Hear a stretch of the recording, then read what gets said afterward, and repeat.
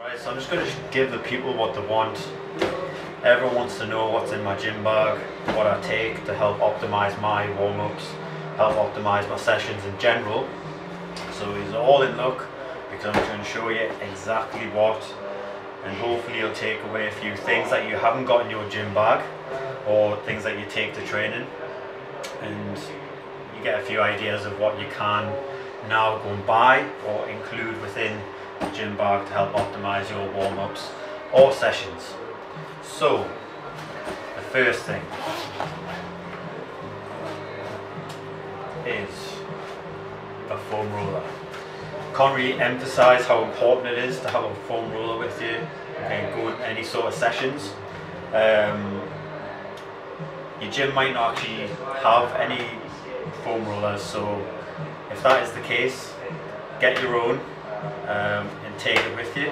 But if there is a foam roller there, then use theirs. Simple. But great bit of kit just to help warm up any muscles, get the myofascial release going. Just like a pre-mobility exercises to do. Going along with that theme, we've got the hockey ball. This is probably just as important as the foam roller itself, and the fact that you can actually use this really to get into your feet. So if you have any ankle or feet issues, you can really hammer your feet with this. And if you want to get into your glutes are tight, hips are tight, you can use the ball on your shoulders as well. You can get into those areas a little bit better. But using these together, that's where you get your most gains, and you use a kind of pre-mobility warm-up. Right, and moving on, so everyone knows I love a good band. I've got a big selection of bands that I take.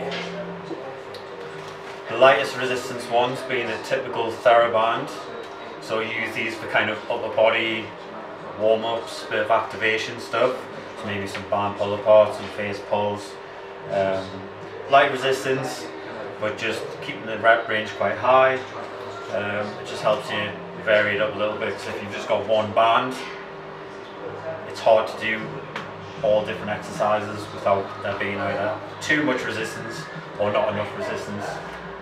So we'll start off on those, move my way up, then go to this skinny red band, similar to the TheraBand, quite light resistance, so you can do some upper body activation stuff.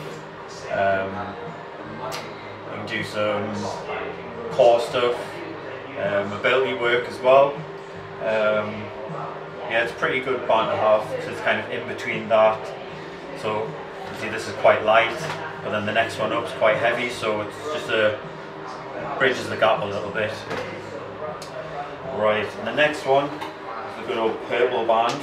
So as I would say, this is like a medium resistance. Use this for core exercises, for mobility, as a distraction at your hip or distraction at the shoulder. Obviously it'll vary from person to person, depending on how strong you are. But again, another great bit of kit. And then the heaviest band I take is this thick green one. You can get heavier ones than this, but I feel like this one actually provides enough resistance for me, especially kind of any sort of mobility distraction exercises, any sort of core exercises. You can kind of, if needs be, if it isn't long enough, you can kind of strap these two together and you've got a longer band. Moving on from the bands, so everyone knows I clearly love a good band. Chalk. If you want to do any serious lifting, you're going to need chalk.